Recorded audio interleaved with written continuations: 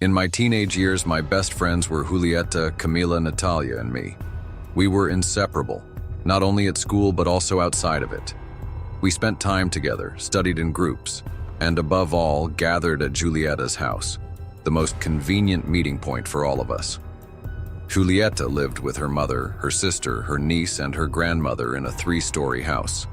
They occupied the second floor, while the first was rented out, and the third served as a terrace. One morning during recess, Julieta called us urgently. Her face reflected concern and something else.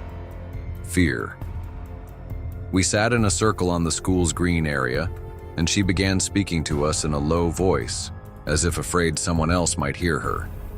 For several nights, something strange has been happening to me. We looked at each other, expectant. Julieta told us that lately, she hadn't been able to sleep. She lay awake in her room, tossing and turning, unable to rest. One of those nights, thirst forced her to leave her room and go to the dining room, where the family kept a small refrigerator with cold drinks. The house was completely silent. She didn't want to make noise and wake her mother or grandmother, so she walked carefully.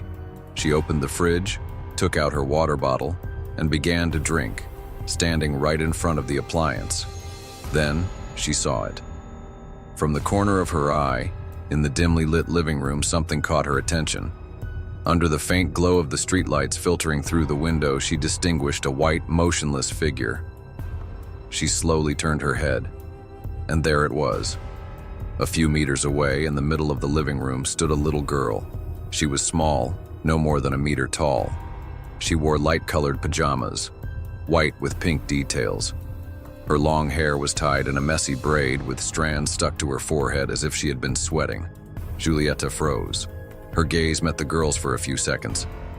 But that was enough. A primal fear took hold of her, the deep terror of prey when facing its predator.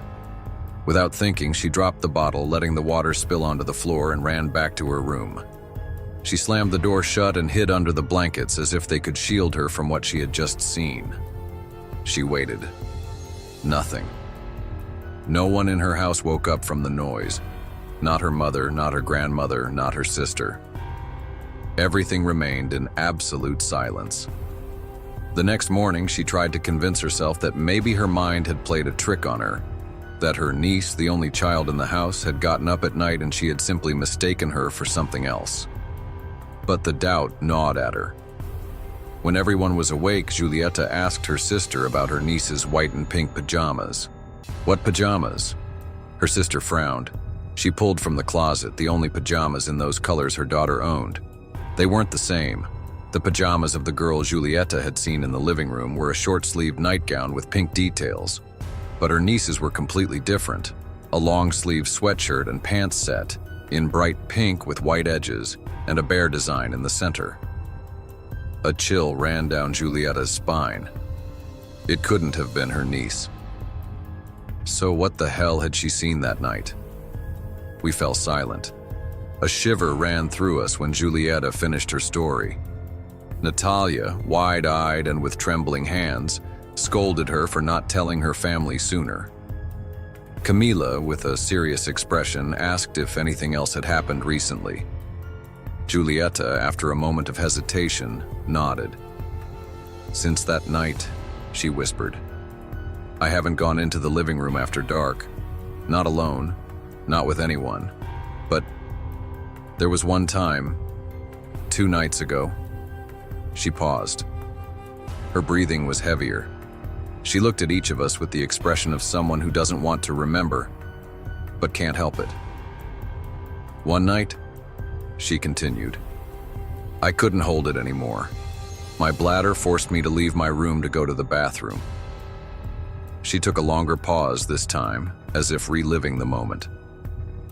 The bathroom is right next to the living room, and there's a small window that connects the hallway to the living room. From there, you can see everything. We shuddered. The mere idea of passing through that area seemed terrifying, but Julieta had no other choice.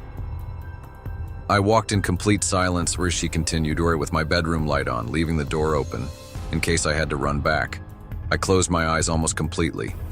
I didn't want to see. I didn't want to feel. I didn't want to know. She paused. Her throat moved as she swallowed. I entered the bathroom and I made it. I was safe. But the worst was yet to come. When I finished, as I washed my hands, my mind was already on the way out. On the window. I didn't want to look. I shouldn't look. She took our hands. Her skin was cold. I took a step toward the door, and I heard it. Her voice cracked. It was a subtle sound, but clear, like when someone lightly scrapes a glass with their nails, like an insistent tapping, sharp. We shivered. I don't know when I did it, but I looked. Julieta lowered her head into her hands. She was there. The image she described made us hold our breath. The girl had her face and hands pressed against the glass. Her pale skin was flattened against it. There was no distance between them. Her eyes were so close to the glass that they looked viscous. And her fingers, Julieta murmured. Her fingers drummed against the window, over and over again. There was a long silence. She looked at us with an indescribable expression. The worst part was that I swear she smiled at me. Her voice trembled. I don't know how I got to my room, but when I shut the door, when I hid under the covers, and that smile was in my mind. She looked at us again, and this time her expression was different. I felt mocked, she whispered, as if I had fallen into a trap, as if that thing knew something I didn't. A knot of tension formed between us. By then, it wasn't just Natalia who was utterly terrified. Even Camilla, the bravest of us all, had lost her confident demeanor. Her look of disbelief spoke for itself. I, for my part, was caught in a crossroads between fear and fascination. I couldn't say I wasn't scared, but the fact that I wasn't experiencing it firsthand allowed me to maintain a fragile composure. Still, what unsettled me most wasn't the story itself, but Julieta's endurance. How had she managed to bear all of this without telling her family? How could she continue living in that house with that presence lurking in the shadows? Recess ended, and we returned to class, our minds still trapped in what we had just heard. We had 4 long hours before we could go home, but the sense of unease never left us. Every now and then our eyes met, sharing a silence filled with unanswered questions. Days passed, and in our project methodology class, we were assigned the task of developing the theoretical framework for our graduation research. As usual, we agreed to meet at Julieta's house to work on it that afternoon. After school, we decided to make a quick stop to buy some snacks. Between laughs, we picked ice cream and cookies, unconsciously trying to convince ourselves that it would be just another ordinary afternoon. When we arrived at Julieta's house, her grandmother greeted us with the same warmth as always. She had known us for years, and in a way, she was a grandmother to all of us. She welcomed us tenderly and offered us lunch, an offer we gladly accepted.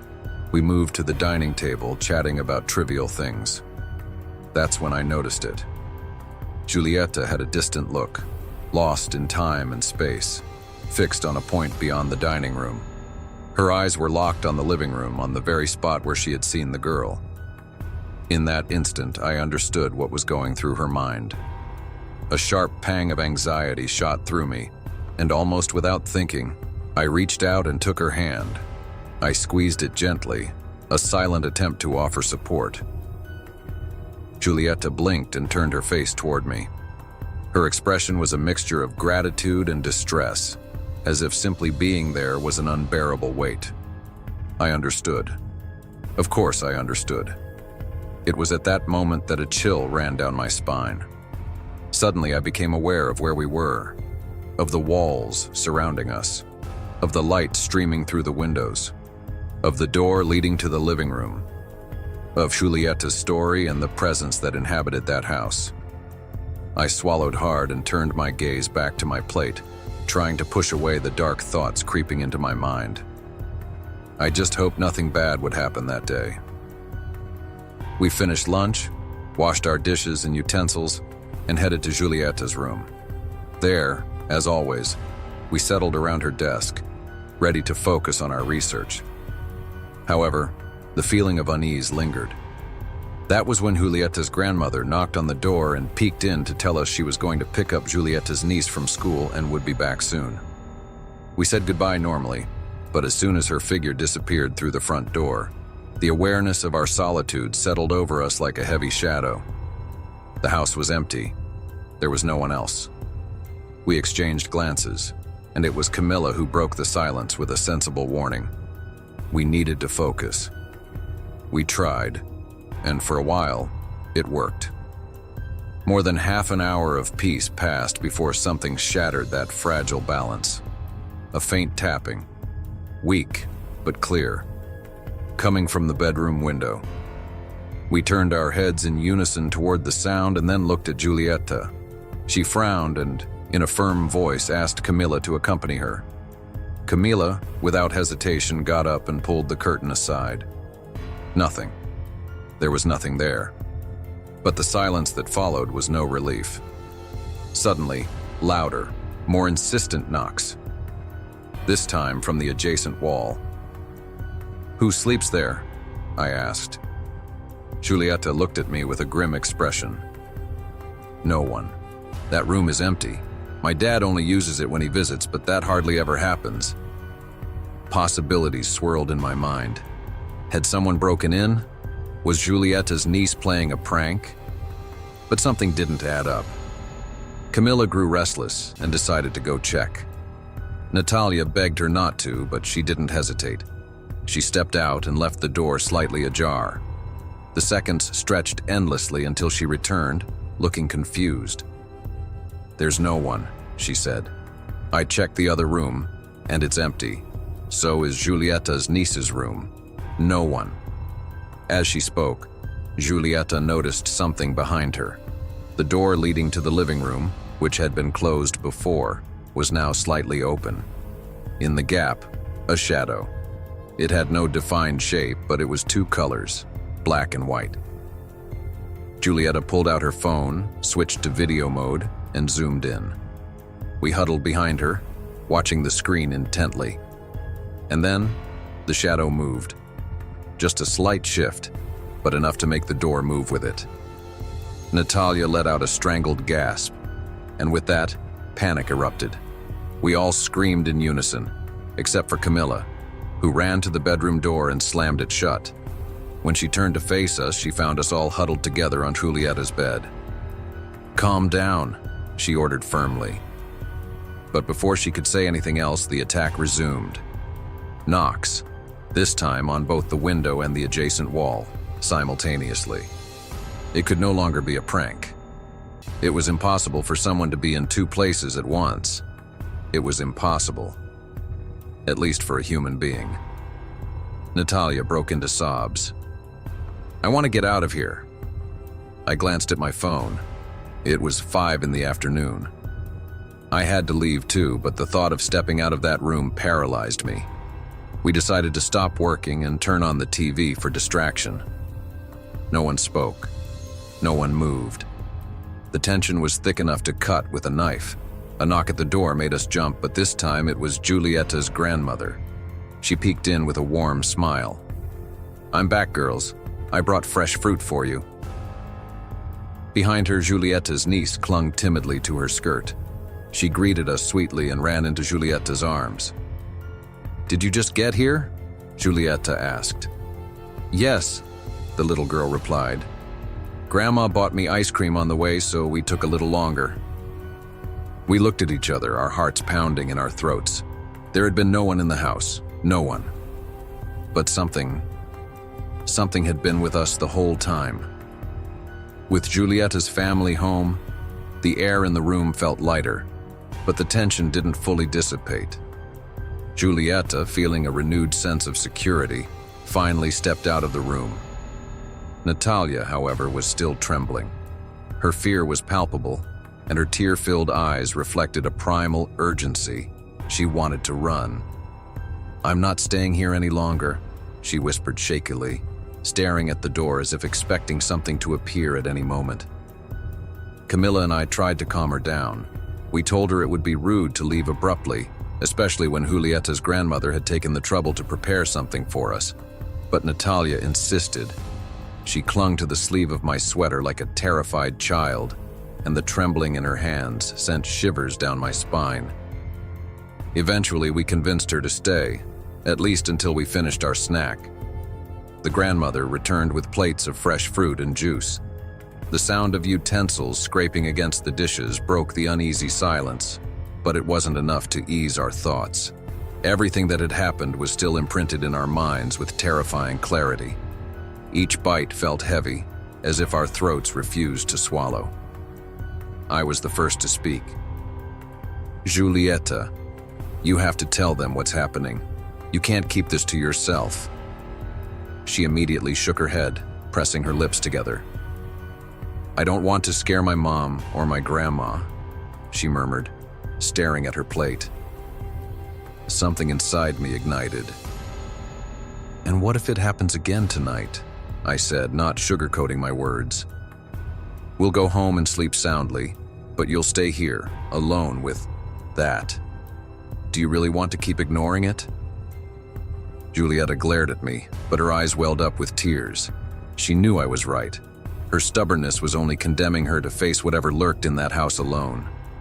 Finally, she sighed and, in a trembling voice, whispered, "Okay. Tonight, when my mom gets home, I'll tell them everything." We finished eating in heavy silence, as if the house itself was listening to every word. We washed the dishes and said goodbye with tense smiles. Before leaving, we insisted, "If anything happens, anything at all, call us." She nodded with a tired smile, but her eyes reflected something deeper: fear, resignation. We walked away from the house, feeling like we were leaving something behind. The last thing we saw of Julieta was her silhouette in the doorway, watching us as we left. And then, the door closed. Behind us, the house loomed, silent and shadowy, like a patient predator. That night, when I got home, the darkness in my room felt thicker than usual. I locked my door, as if that could keep out the feeling that something, from some unseen corner, was watching me. I told everything to my mother and my aunt. They, being deeply religious, crossed themselves several times as they listened, their faces reflecting a mixture of disbelief and fear. In my mind, the doubt lingered. Should I show them the video Julieta had managed to record in her house? The video of that thing? I took a moment alone to review it. Julieta had sent it to our WhatsApp group, but until that moment, I hadn't had the courage to examine it closely. I turned up the screen brightness, but the image remained dark, distorted. A shiver ran down my spine. I didn't want to watch it, but I couldn't look away either. So, I used an app to adjust the contrast and saturation. I tweaked the colors, the shadow levels, and suddenly, there it was. I dropped the phone as if it had burned my fingers. The screen had revealed what was once hidden in the darkness. A gray face with features that might have seemed feminine but weren't human. Not entirely. The withered skin, deeply wrinkled on the forehead and around the eyes. Eyes of a bluish-gray hue that seemed to sink into the very darkness. And that smile. It was the same one Julieta had seen that night. The smile that had paralyzed her. The one that stretched too far, too wide. As if that thing's lips were about to tear apart. It was not a child.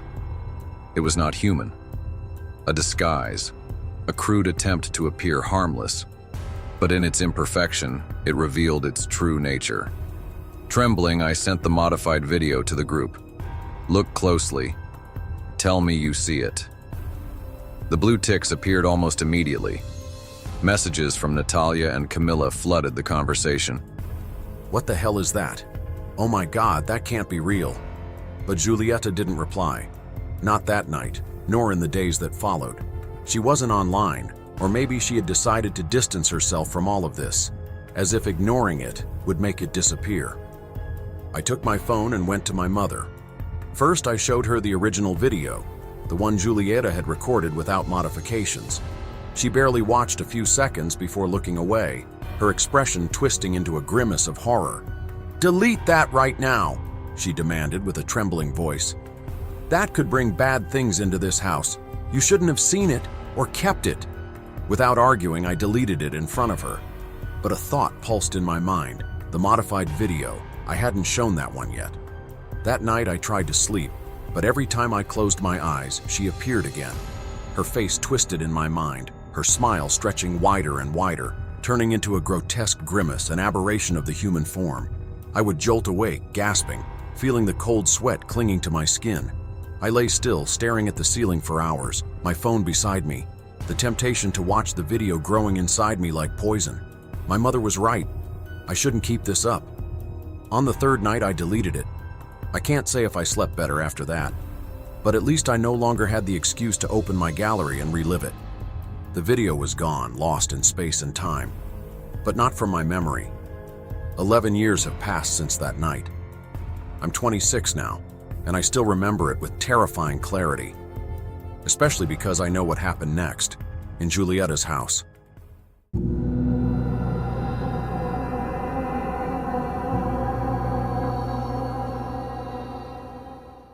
I had gotten used to staying up late on New Year's Eve with my friends. That night, we decided to change our usual routine, and instead of spending the evening at the same cafe we had visited for years, we chose to have dinner at a distant restaurant on the desert road and continue our celebration away from our wives. The restaurant had announced special performances in the desert for New Year's Eve, and we liked the idea. The event lasted until 2 in the morning when suddenly I received a call from my wife. She told me that our little son was sick, his temperature was high, and she didn't know what to do. I immediately excused myself from my friends and rushed home. On my way back, I encountered a major car accident. It seemed that the driver had been drunk and lost control, causing a severe traffic jam. I was desperate to get home to my son. I opened Google Maps and found an alternative route. Without thinking twice, I took it, but the road was dark and almost deserted. As I was driving, I noticed that my car needed fuel, which was a major problem since the road was completely empty, with no gas stations in sight. This was strange because I was sure my tank had been full when I left. Suddenly, out of nowhere, I saw a gas station, brightly lit with beautiful decorations. The station was adorned with festive Christmas lights and ornaments. I felt relieved and drove towards it, signaling to the attendant to fill my tank. The attendant looked at me with a big smile, his face beaming with joy, and silently began refueling my car. When I asked him how much I owed, he didn't respond. Instead, he smiled even more and then walked away into a small room attached to the station, which was beautifully decorated with red lights and colorful ribbons. I got out of my car, searching for someone else to pay, but I saw no one. I had no choice but to follow him inside, calling out to him. But when I stepped inside, I found the room completely empty. No people, no sign of the attendant, only decorations and lights. On a table in the center of the room, there were several red gift boxes. I approached them in confusion, and suddenly I heard a voice say, "Take one. It's for you." I won't deny that I felt a strange excitement. I picked up one of the large boxes and eagerly opened it. The moment I saw what was inside, I let out a terrified scream. Inside the box was a dead black cat. At that moment, the lights began to flicker and turn off one by one, and an eerie coldness filled the air. I dropped the box in horror and ran out of the room. Jumping into my car, I started the engine and sped away like a madman. In my rearview mirror, I watched as the station's lights turned off one after another, until the entire place vanished into darkness. When I reached home, I found that my son's fever had subsided, and he was feeling better. I was relieved and went to bed. The next day, I had a day off, so I called my friends and asked to meet them urgently. We gathered at a cafe, and I told them everything that had happened. They were skeptical, so we decided to go back to the gas station together to pay the attendant for the fuel. We drove to the same location, but what we saw there left us in shock. There was no gas station. Instead, all we found were the burnt remains of an old structure. The entire place looked as if it had been abandoned for years. I couldn't believe my eyes.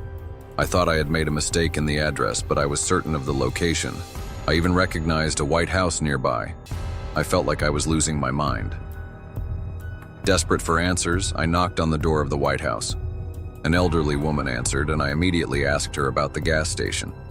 She looked at me with a sorrowful smile and asked, "Did you pass by it last night, my son?" I nodded. She then asked, "Did you accept your gift?" I hesitated, but eventually nodded again. Her expression darkened and she said in a quiet voice, "Then he won't leave you. Not until next year."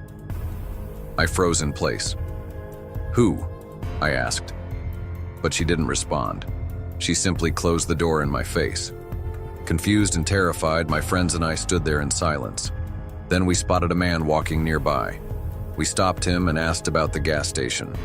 He told us that it had burned down 5 years ago on New Year's Eve when a group of drunken young men poured alcohol on the poor attendant and set him on fire. The flames spread, burning down the entire station.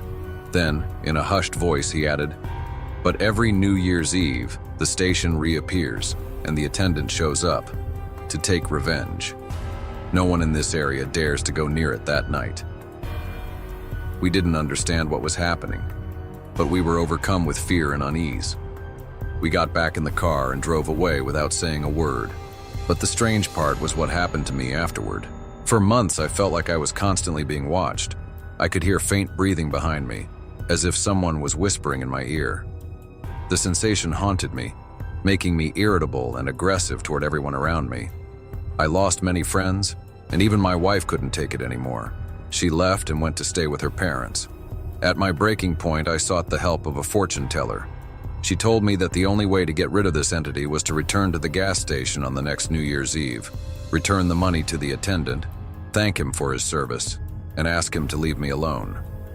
So, on the next New Year's Eve, after months of suffering, I went back to the same place. Sure enough, the station had reappeared, glowing with bright decorations, just as before.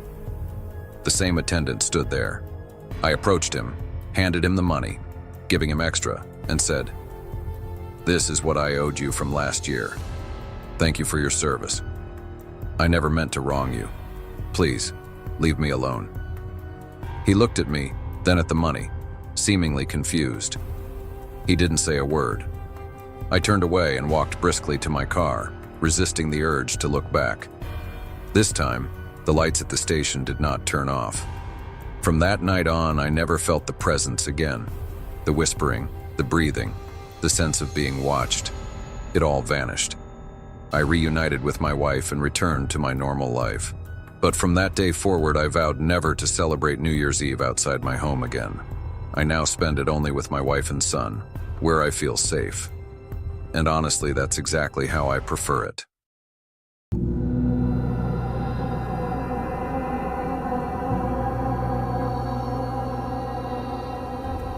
On one of the harshest winter nights when I was still a child, my father decided to visit one of my uncles in the countryside to discuss important matters. He spent long hours in conversations that I couldn't understand, until their discussion escalated, voices were raised, and my father decided to leave immediately and return to the city where we lived. However, by then it was already late at night, and my uncle suggested that we stay until morning before traveling. But my father insisted on leaving.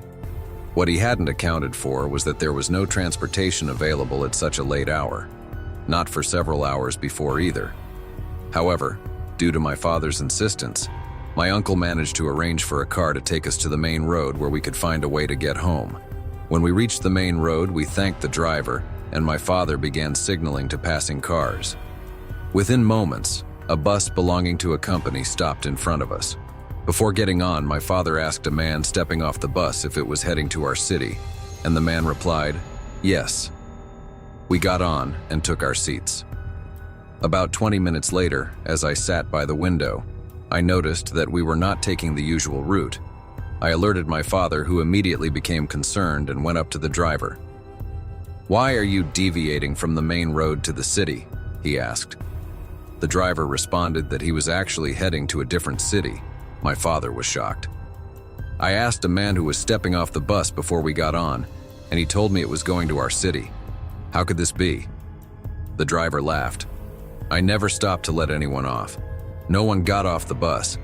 I only stopped because I felt pity for you and your child when you signaled me to stop." My father was overwhelmed with shock and anger. He immediately asked the driver to stop and let us out. The driver laughed mockingly and said, "If you get off, you won't make it home tonight." We got off, my father full of frustration and me trembling with fear. The road was pitch dark, shrouded in thick fog, making it hard to even see each other. We walked for a few minutes until we reached a small bridge where a group of villagers had gathered around a fire, chatting amongst themselves. My father greeted them and asked for directions. They told him that if he continued straight down the street, he would eventually reach a road where cars heading to our city passed. But for now, the only way forward was on foot. Curious, I asked one of the villagers how long the walk would take. He chuckled strangely and replied, "You have about 20 kilometers to cover." As he laughed, I noticed an eerie redness in his eyes, glowing unnaturally. I glanced at the others and saw the same eerie eyes staring back at me. A shiver ran down my spine, and I urged my father to leave immediately. We continued walking. Fatigue and exhaustion mixed with sheer terror. The cold wind howled behind us, producing an eerie whistling sound, as if 1,000 ghosts were chasing us. My body trembled, not just from the cold, but from the chilling sounds creeping into my ears. Among the howling wind, I could hear sinister laughter, mocking, malicious, like the wicked witch in a cartoon.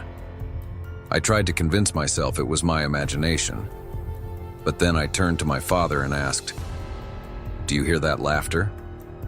My father's face changed. In the dim glow of his cigarette, I could see his expression shift. He hesitated for a moment, then brushed it off, telling me I was imagining things. Yet the laughter continued, coming and going, from no discernible source. We kept walking, time stretching like endless years. Then suddenly, from the tall grass lining the road, a four-legged creature emerged. It moved unnaturally high off the ground, its mouth wide open, teeth bared, eyes gleaming, even in the darkness.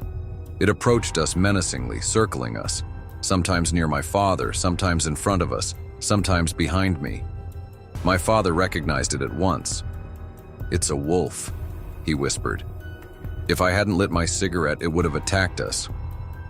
From that moment on, my father made sure to keep a cigarette burning at all times. He grabbed my hand tightly, never letting me stray. The wolf followed us for a long while, stalking us. Then, just as suddenly as it appeared, it dashed away, as if something was chasing it instead. My father turned toward the direction the wolf had fled. There, standing by the roadside, was an old woman. Her voice was hoarse as she called out to my father and gestured for him to come closer. My father hesitated, but then decided to approach her. "Go," she whispered. "Walk with your son. Do not turn back, no matter what. Keep moving, and you will reach the main road soon." My father, puzzled, asked, "Who will take us?" "Why?" The old woman shook her head. "Don't ask, and whatever you do, don't look back, or it will be too late." My father thanked her and quickly pulled me away. As we walked, the sound of rapid footsteps behind us grew louder, panting, running, chasing. I wanted to turn around, but my father squeezed my hand tightly. "Don't look back. You heard what she said," he urged, as if he now believed her words. For what felt like an eternity, we walked, pursued by unseen figures. But then, in the distance, faint lights appeared. As we got closer, they revealed themselves to be streetlights, our way out. As we neared the main road, the sounds behind us faded.